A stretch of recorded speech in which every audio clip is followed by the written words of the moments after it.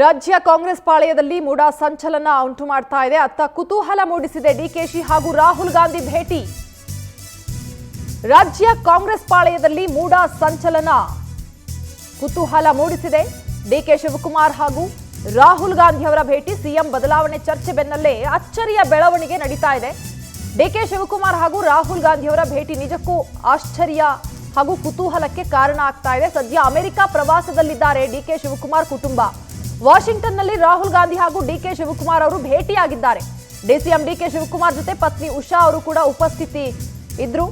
ಈ ಸಂದರ್ಭದಲ್ಲಿ ರಾಹುಲ್ ಗಾಂಧಿ ಅವರ ಭೇಟಿ ಬಹಳ ಕುತೂಹಲಕ್ಕೆ ಕಾರಣವಾಗಿರುವಂತದ್ದು. ಯಾಕಂದ್ರೆ ಈ ಸಿಎಂ ರೇಸ್ನಲ್ಲಿ ಇರುವಂತಹ ವ್ಯಕ್ತಿ ಅಂತಂದ್ರೆ ಮೊದಲು ಡಿಕೆ ಶಿವಕುಮಾರ್ ಅವರು ಅಂತ ಹೇಳ್ಬೋದು. ಯಾಕಂದ್ರೆ ಈ ಸರ್ಕಾರ ರಚನೆ ಆಗುವಂತಹ ಸಂದರ್ಭದಲ್ಲೇ 50-50 ಅನ್ನುವಂತಹ ಒಂದು ಸೂತ್ರಕ್ಕೆ ಇವರು ಬಂದಿದ್ರು. ಆ 50-50 ಆಧಾರದ ಮೇಲೆ ಡಿಕೆ ಶಿವಕುಮಾರ್ ಅವರೇ ಸಿಎಂ ಆಗಬೇಕು ಅನ್ನುವಂಥದ್ದು.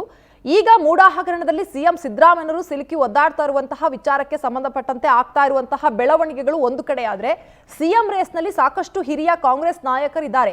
ಇವ್ರನ್ನೆಲ್ಲ ಹೊರತುಪಡಿಸಿ ನಾವು ಯಾವಾಗಲೂ ಸಿಎಂ ಅವರ ಬೆನ್ನಿಗೆ ನಿಂತಿದ್ದೀವಿ ಅಂತ ಹೇಳ್ಕೊಂಡು ಬಂದಂತಹ ಡಿಕೆ ಶಿವಕುಮಾರ್ ಅವರು ಈಗ ಬಹಳ ಅಚ್ಚರಿ ಹಾಗೂ ಕುತೂಹಲ ಎಂಬಂತೆ ವಾಷಿಂಗ್ಟನ್ನಲ್ಲಿ ರಾಹುಲ್ ಗಾಂಧಿ ಅವರನ್ನ ಭೇಟಿಯಾಗಿರುವಂಥದ್ದು. ಅವರ ಪತ್ನಿ ಸಮೇತರಾಗಿ ರಾಹುಲ್ ಗಾಂಧಿ ಅವರನ್ನ ಭೇಟಿಯಾಗಿದ್ದಾರೆ.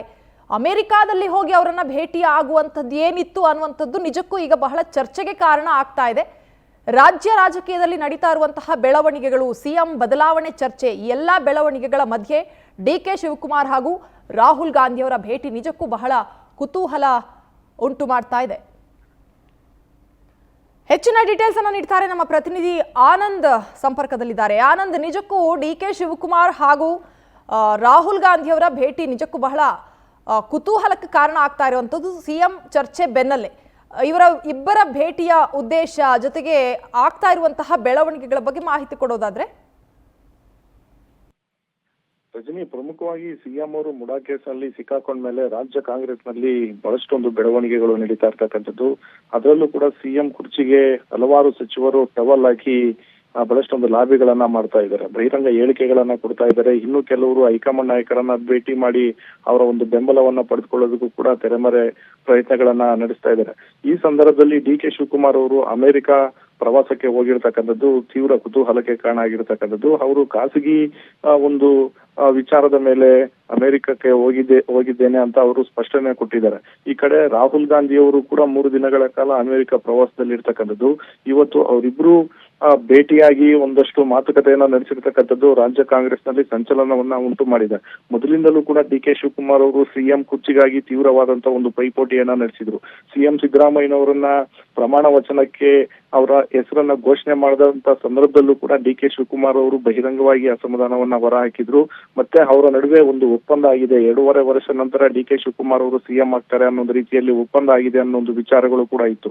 ಈ ಸಂದರ್ಭದಲ್ಲಿ ಮುಡಾ ಕೇಸ್ನಲ್ಲಿ ಸಿಎಂ ಸಿದ್ದರಾಮಯ್ಯನವರು ರಾಜೀನಾಮೆ ನೀಡ್ತಾರೆ ಅನ್ನೋ ಒಂದು ಗುಸುಗುಸು ಒಂದು ವಿಚಾರಗಳೇನ್ ನಡೀತಾ ಇದೆ. ಇದರ ನಡುವೆ ಅಮೆರಿಕದಲ್ಲಿ ರಾಹುಲ್ ಗಾಂಧಿ ಅವರನ್ನ ಡಿಕೆ ಶಿವಕುಮಾರ್ ಅವರು ಭೇಟಿ ಮಾಡಿರ್ತಕ್ಕಂಥದ್ದು ತೀವ್ರ ಕುತೂಹಲಕ್ಕೆ ಕಾರಣ ಆಗಿರ್ತಕ್ಕಂಥದ್ದು.